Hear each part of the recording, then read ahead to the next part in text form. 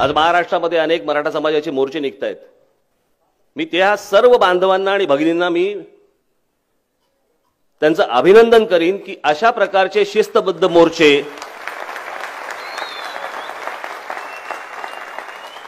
मला वाटत नाही देशाच्या इतिहासात आजपर्यंत कधी घडले असतील। देशाच्या इतिहासात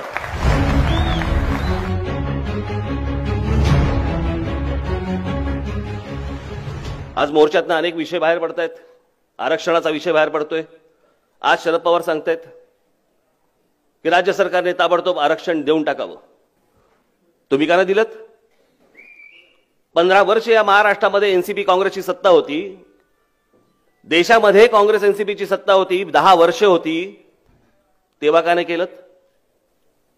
मला असं वाटतं 2013ला सोलापूरच्या सभेमध्ये मी हा विषय बोललो होतो की याच्यापुढे जातीचे विषय काढले जातील, जातीचे मोर्चे काढले जातील, हे लोक याला खत पाणी घालत राहतील आणि फक्त स्वतःचा फायदा करून घेतील। त्याच्यानंतर एकदा मुंबईमध्ये मोर्चा आला, मराठा समाजाचा एक मोर्चा मुंबईमध्ये धडकला होता आझाद मैदानवर।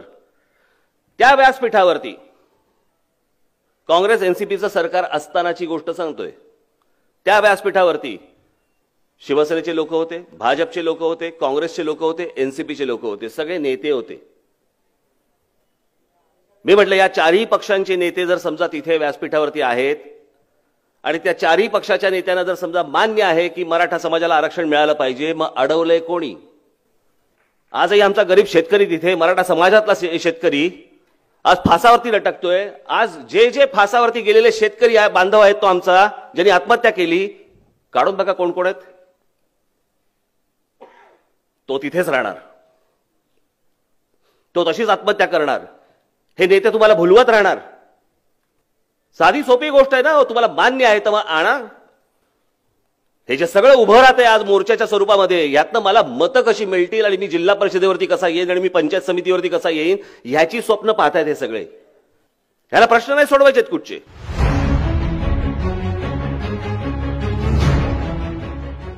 हा आरक्षणाचा मुद्दा मी आपल्याला मुद्दामून सांगतोय। मी ह्याच्यावरती खूप विचार करत होतो। मला स्वतःला जातपात कळत नाही, मी स्वतः जातपात मानत नाही।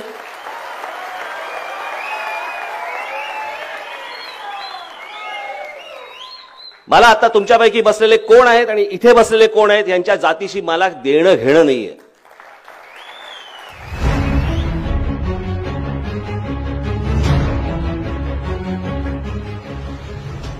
माझा स्वतःला आरक्षण या गोष्टीलाच माझा विरोध आहे।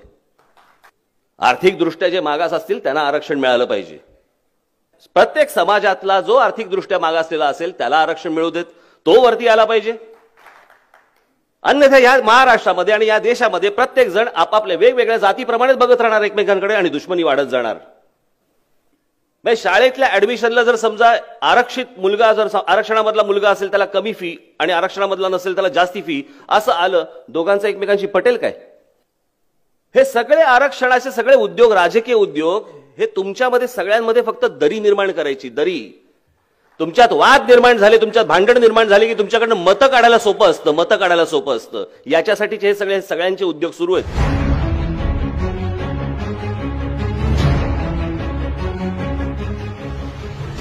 ही सगळी आपण आरक्षण आरक्षण आरक्षण बोलतो। अहो, आहेत कुठे नोकऱ्या?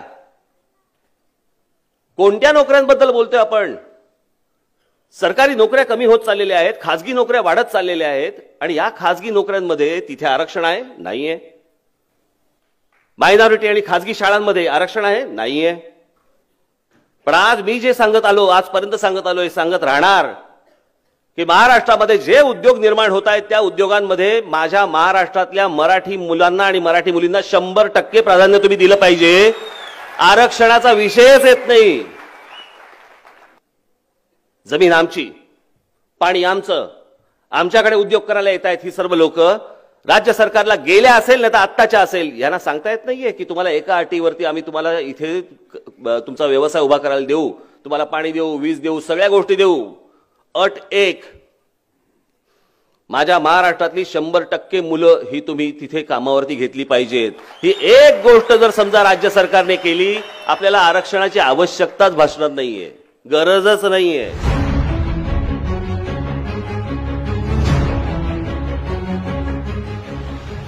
माझी वडिलोपार्जित शेती जी आहे ती शेती नीट चालत नाहीये, त्यातनं मला पैसे मिळत नाहीयेत, मला काम पाहिजे, मला नोकरी पाहिजे. तो ग्रामीण महाराष्ट्रातला माझा बांधव, माझी भगिनी ते म्हणतात मला त्या शहरातल्या मुलांसारखं राहायचंय, मला तिथे यायचंय. येऊ कसं?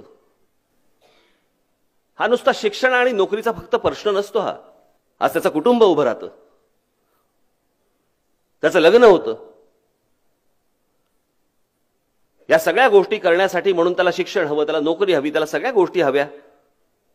आणि ही सगळी स्वप्न पाहत असताना मला तिथपर्यंत पोहोचता येत नाहीये हे माझ्या महाराष्ट्रातल्या जर समजा माझ्या बांधवांना आणि भगिनींना जर समजा वाटत असेल आणि त्याच्यातनं हा जर समजा राग निर्माण होणार असेल आणि या रागातनं जर समजा आरक्षणाचा विषय येणार असेल आणि या आरक्षणाचा फायदा जर समजा हे सगळे बाकीचे सगळे गधडे नेते घेणार असतील, उपयोग काय या ताकदीचा? आज तिकडे तिकडे पटेलांचे मोर्चे निघाले, तिकडे काय गुजरांचे निघाले, अजून कोणाकोणाचे निघाले. काय झालं? काही नाही झालं पुढे. खरं तर महाराष्ट्रामध्ये एक मुखाने एक गोष्ट यायला पाहिजे की या महाराष्ट्रामध्ये आर्थिक निकषावरतीच आरक्षण याच्या पुढे तुम्ही दिलं गेलं पाहिजे. हीच गोष्ट जर समजा त्या सगळ्या मोर्चांमधून आली तर मला असं वाटतं सगळा विषय पण बंद होईल.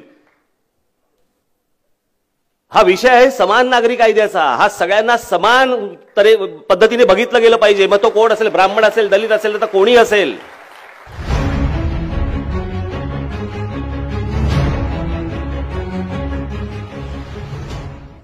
या असल्या माझे हात जोडून तुम्हाला सगळ्यांना विनंती आहे, माझी महाराष्ट्रातल्या माझ्या तमाम बांधवांना भगिनींना विनंती आहे माझी, या नका चिखलात अडकू.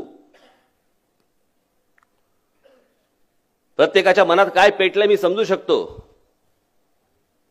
प्रत्येकाच्या मनात काय आहे हे मला समजू शकतं. पण ते प्रत्येक गोष्ट जर समजा आपण जातीच्या वरती जर घासून पुसून पाहायला गेलो ना आपण खोलात जाऊ, निश्चित खोलात जाऊ आपण. Yeah.